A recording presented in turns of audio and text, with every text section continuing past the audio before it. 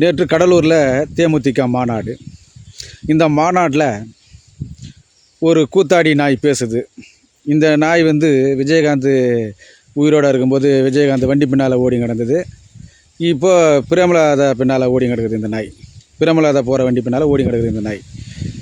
இந்த நாய் சொல்லுது, கடலூர் மாவட்டத்தில் விருத்தாச்சலன்றது குறிப்பிட்ட கட்சிக்கு பலமாக இருக்கிற தொகுதி, குறிப்பிட்ட கட்சி பலமாக இருக்கிற தொகுதி அப்படின்னு சொன்னாங்க. அந்த கோட்டையிலே நுழைஞ்சி அதை அந்த மாம்பழத்தை பிசுக்கிட்டாரு, நசுக்கிட்டாரு அப்படின்ற மாதிரி இந்த நாய் பேசுது.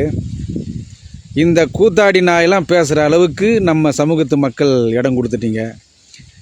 அதனால தான் இவன்லாம் இந்த இடத்துல பேசிட்டு போகிறான். இதுவும் ஒரு நல்லதுக்கு தான். அதாவது இவன் சொல்கிற இந்த வார்த்தையை கேட்டாவது இனிமேல் இந்த சமுதாய மக்கள் நீங்கள் திருந்தலைன்னா இனி நாம் எப்பவுமே திருந்துறதுக்கு வாய்ப்பு கிடையாது. இவன் எங்கேயோ இருந்து இங்கே வட தமிழ்நாட்டில் படத்தை நடிச்சுக்கிட்டு இங்கே நம்ம இடத்துல நம்மளை எதிர்த்து ஜெயிச்சிட்டான்னு சொல்லிட்டு இவ்வளோ நக்கலை ஆணவமாக அது பாமக குறை சொல்லி இவன் பேசுகிறான்னா இவனுக்கெல்லாம் எவ்வளோ ஒரு நக்கல் இருக்கும் பாருங்கள். அதான் கடவுள் இருக்கான் குமார்ன்றாங்க பாரு. அந்த மாதிரி 40 தொகுதியில் நின்று ஜெயித்தோம், எதிர்கட்சியாக இருந்தும் நக்கிக்கிட்டு போன ஒரே கட்சி தேமுதிக கட்சி தான். சரிதானா? காரணம் ஆணவம் அதை விட சுயசாதி பற்று அதிகம் தேமுதிகவுக்கு. எப்பவுமே தேமுதிகவை பொறுத்த வரைக்கும் அதாவது யார் வேணாலும் என்ன வேணாலும் அதை பற்றி தப்பு கிடையாது. அந்த பொறுப்பாளர், முக்கிய பொறுப்பாளர் அத்தனை பேருமே நாயுடு சமூகத்தை சேர்ந்தவங்களாக தான் இருப்பாங்க. அவங்களுக்கு கீழே தான் மற்ற சமூகத்துக்காரன் வேலை செய்யணும். இதுதான் எழுதப்படாத விதி. அதாவது உயிரை கொடுத்து வேலை செய்கிறவனா இருப்பான் நம்மால். அவன் இருந்தாலும் ஒன்றிய செயலாளர் பதவி தாண்டி போக முடியாது. பெரும்பாலும் எல்லா மாவட்டத்திலும் எல்லாமே பார்த்தீங்கன்னா அந்த தெலுங்கு பேசுகிற அவங்க கம்யூனிட்டிக்கு இணக்கமான ஆளுங்களை மட்டும்தான் விஜயகாந்த் வச்சுருந்தார். இப்போ தலைகாணம் பிடிச்சி திரிகிற தேமுதிகவோட தலைவராக இருக்கிற பிரேமலதாவும் வச்சுக்கிட்டு இருக்கு. புரியுதா? இந்த பிரேமலதா எப்பேற்பட்ட அறிவாளி தெரியுமா? இடஒதுக்கீடு கூடாதான். ஏன்னா அந்த அம்மா சொல்கிற கணக்கு பாருங்கள், நாட்டில் எவ்வளோ ஜாதி இருக்குது, எல்லா ஜாதிக்கும் இடஒதுக்கீடு கொடுத்தா எங்கே போகிறது? அவ்வளோ அறிவாளி இந்த அம்மா. சரிதானா? அந்த மாதிரி அறிவாளி கட்சியில் இந்த ஒரு தற்குறி நாய், இந்த நடிகர் கூத்தாடி நாய் நேற்று சொல்லுது பாமகவை பற்றி மறைமுகமாக குத்தி காட்டுது. நீங்கள் மறுபடியும் நில்லுங்கடா. கடலூர் மாவட்டத்தில், திருவண்ணாமலை மாவட்டத்தில், விழுப்புரம் மாவட்டத்தில் நீங்கள் மறுபடியும் நில்லுங்க. இந்த மக்கள் உங்களை ஓட ஓட ஓட ஓட எதில் அடிக்கிறாங்கன்னு மட்டும் பாருடா. ஒரு ஓட்டு வாங்கினா கேள்றடே நீங்கள் வாங்கினா கேளு. சரிதானா? பாமக டாக்டர் ராமதாஸ் அவர்கள் கட்சி ஆரம்பித்த காலத்திலிருந்தே எப்பவுமே இந்த மீடியாக்காரன் என்ன சொல்லுவாங்க தெரியுமா? 5% ஓட்டு தான் இருக்குது அந்த கட்சிக்கு அப்படின்னு. இன்னைக்கு கடந்த தேர்தல் வரைக்கும் கூட அந்த 5% ஓட்டு, அந்த 5% ஓட்டு கலையாமல் பிரியாமல் எப்பவுமே நிலையாக வச்சுட்டு இருக்க ஒரே கட்சி பாமக. ஆனால் தேமுதிகவோட முதல்ல போட்டிக்கிட்ட அப்போ இருந்த வாக்கு சதவீதமும், விஜயகாந்த் இருந்தபோது எம்எல்ஏ வச்சு எதிர்கட்சியாக போனார் அப்போ இருந்த வாக்கு சதவீதமும், இப்போ இருக்கிற வாக்கு சதவீதம் நீங்கள் பார்த்தீங்கன்னா மண்ணோட மண்ணாக போச்சு அந்த கட்சி. அனைவருக்கும் எனது பணிவான வணக்கம். இந்த வீடியோ யாருக்குன்னு கேட்டிங்கன்னா, நம்ம பாட்டாளி மக்கள் கட்சியோட ஒரு உண்மை தொண்டன், அந்த கட்சிக்கு உண்மை தொண்டன் தானே அவர். அதனால் அந்த உண்மை தொண்டனுக்கான ஒரு சின்ன பதிவு, இது ஒரு பெரிய பதிவாலாம் போட வேண்டாம், ஒரு சின்ன பதிவாகவே போட்டால் போதும். நம்ம மாநாடு நடந்தப்போ நம்மளோட செய்தி தொடர்பாளர் நடிகர் திரு ராஜேந்திரநாதன் அவர்கள் விருதாச்சலத்தில் கேப்டன் ஜெயிச்சார், அப்போது பாமக கோட்டைன்னு சொல்லிக்கிட்டு இருந்ததை உடைச்சார் அப்படின்னு சொல்லிட்டு அதை பற்றி ஒரு டாபிக் ஒரு நிமிஷம் பேசினார். அந்த டாபிக் உண்மையானதான் பேசினார். அவர் ஒன்றும் மறைக்கப்பட்ட செய்தியோ எதையோ பேசல. அது என்ன நடந்துச்சோ அதை பேசினார். அதை பொறுக்க முடியாத ஒரு தொண்டர் மனசு பொங்கி ஒரு குத்திருக்காரு. அந்த குத்துக்கு நம்ம ஒரு பதில் குத்தி ஆகணும்.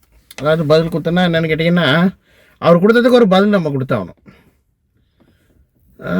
அந்த தொண்டர் அவர் உணர்ச்சி வசப்படுறது தப்பு கிடையாது. என்ன கேட்டிங்கன்னா, அதாவது நடந்ததை அவர் ராஜேந்திரநாதன் சொன்னார், அதை அவரால் பொறுத்துக்க முடியல. அவர் சொன்னார், ஆனால் உங்கள் வன்னியர் குரூப்லையும் எங்கள் கட்சியில் மாவட்ட செயலாளர்கள் எல்லாமே பொறுப்பில் இருக்காங்கண்ணே, புரியுதுங்களா? அதனால் என்ன அந்த சொந்தங்களும் வருத்தப்படக்கூடாதுங்கிறதுனால தான் இந்த பதிவை நான் ரொம்ப இதாக போடுறேன். ஏன்னா எங்கள் கட்சியிலையும் உங்களோட வன்னியர்கள் இருக்காங்க, புரியுதுங்களா? அதனால் அவங்க மனசும் வருத்தப்படக்கூடாதுங்கிறனால தான் இந்த பதிவை நான் சாதமாக போடுறேன். ஆனால் நீங்கள் சொன்னீங்க இந்த மாதிரி பிரதமராக கனவு காணுங்க, முதலமைச்சராக கனவு காணுங்க அப்படின்னு சொல்லிட்டு. இது வந்து எப்படின்னா என்னன்னா, உங்கள் கட்சியில் இப்போ சின்ன ஐயா பெரிய ஐயா இருக்காங்க பார்த்தீங்களா, அவங்களுக்குள்ள சில போட்டிகள் நடக்குது பார்த்தீங்களா, அந்த மாதிரி இந்த கட்சி கிடையாதுன்னு.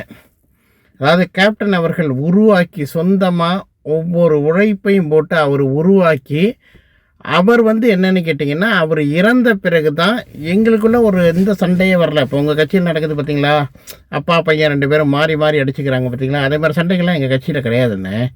அவர் செத்து போன பிறகு என்னென்னு கேட்டிங்கன்னா, ப்ராப்பராக பொதுச் செயலாளராக அந்நியார் வராங்க, இளைஞரணி செயலாளராக விஜய பிரபாகரன் வராங்க, ப்ராப்பராக பொருளாளராக பொதுக்குழு கூடி எல்லாம் முடிவெடுத்து வரோம். சரிங்களா? அதனால் எங்கள் கட்சியை பற்றி பேசுகிறதுக்கு உங்களுக்கு சிறிதளவும் தகுதி இல்லைன்னு இதை நான் பகிரங்கமாகவே சொல்கிறேன். ஏன்னு கேட்டிங்கன்னா, அப்பா இருக்கும்போதே புல் அடிச்சுக்கிறது, புல் இருக்கும்போதே அப்பா அடிச்சுக்கிறது, இதெல்லாம் ஒரு கொஞ்ச நாள் நடந்துகிட்ருக்கேண்ணே உங்கள் கட்சியில். முதல்ல என்னென்னு கேட்டிங்கன்னா, உங்கள் கட்சி உள்கட்சி பூசுகிற முதல்ல பார்த்து அதை சரி பண்ணுங்கண்ணே, புரியுதுங்களா? நீங்கள் என்ன பண்ணுறீங்கன்னா, இப்போ எங்களுக்கு அட்வைஸ் சொல்கிறீங்க பார்த்தீங்களா, நீங்கள் பிரதமராக கனவு காணுங்க, முதலமைச்சராக கனவு காணுங்க, நாங்கள் ஒரு பக்கம் கனவு காண்றது இருக்கட்டும். நீங்கள் என்ன பண்ணுறீங்கன்னா, முதல் வேலையாக உங்கள் வேலையெல்லாம் விட்டுட்டு நேராக சின்ன ஐயாவையும் பெரிய ஐயாவையும் போய் பார்த்து நேருக்கு நேர் இங்கே உட்காந்து 2 பேரையும் ஒன்றுபடுத்திட்டு 2 பேரும் ஒரே மேடையில் இருக்கிற லெவலுக்கு ஒரு ஏற்பாடை பண்ணுங்கண்ணே. ஏன்னா அது உங்களால் முடியும். ஏன்னா எங்களுக்கே அட்வைஸ் சொல்கிறேன், நீங்கள் வந்து வருங்காலத்தில் எங்களுக்கு கட்சி ஆலோசகராக கூட வரலாம், அந்தளவுக்கு நாங்கள் உங்களை ஏற்றுக்குறோம். ஏன்னா நீங்கள் பெரிய ஒரு லெவலில் இருந்து சொல்லியிருக்கீங்கும் போது உங்கள் கருத்தை நாங்கள் மதிக்கிறோன்னு, புரியுதுங்களா? முதல்ல என்ன பண்ணுறீங்கன்னா, நீங்கள் போய் உங்கள் கட்சியில் சின்ன ஐயாவையும் பெரிய ஐயாவையும் சேர்த்து வச்சுட்டு வந்து அது நல்லபடியாக போன பிறகு அண்ணன் வந்தீங்கன்னா நாங்கள் எங்கள் கட்சியோட ஆலோசகராக கௌரவ ஆலோசகராக உங்களுக்கு பதவி கொடுத்து நாங்கள் உட்கார வச்சுறோன்னே. அதுக்கப்புறம் இந்த மாதிரி பேச்சுக்கெல்லாம் வராதுன்னு, சரிங்களாண்ணே? முதல்ல நீங்கள் என்ன பண்ணுறீங்கன்னா, முதல்ல அதை போய் பண்ணிவிட்டு அதுக்கப்புறம் எங்கள் கட்சிக்கு நீங்கள் வந்து புத்திமொழி சொல்லலான்னு, சரியாண்ணே? நான் தப்பாலாம் உங்களை பேசலைன்னு. நீங்கள் ஒரு கட்சிக்கு நீங்கள் ஒரு உண்மை தொண்டை, அதேமாதிரி என் கட்சிக்கு நான் ஒரு உண்மை தொண்டை. ஏன்னா உண்மை தொண்டர்கள் 2 பேருமே என்ன கேட்டிங்கன்னா, உங்கள் கட்சியை பற்றி நீங்கள் பேசுகிறீங்க, எங்கள் கட்சியை நாங்கள் பற்றி பேசுகிறோம்லண்ணே. அதுக்காக தான் நான் இந்த பதிவு போடுறேன், நீங்கள் வருத்தப்படாதீங்க. முதல்ல என்ன பண்ணுறீங்கன்னு கேட்டிங்கன்னா, எங்கள் கட்சிக்கு நீங்கள் சொன்னீங்க பார்த்தீங்களா, அப்படி இருக்குது இப்படி இருக்குது அப்படின்னு சொல்கிறீங்க பார்த்தீங்களா, அதெல்லாம் நாங்கள் திருத்திக்கிறோன்னே.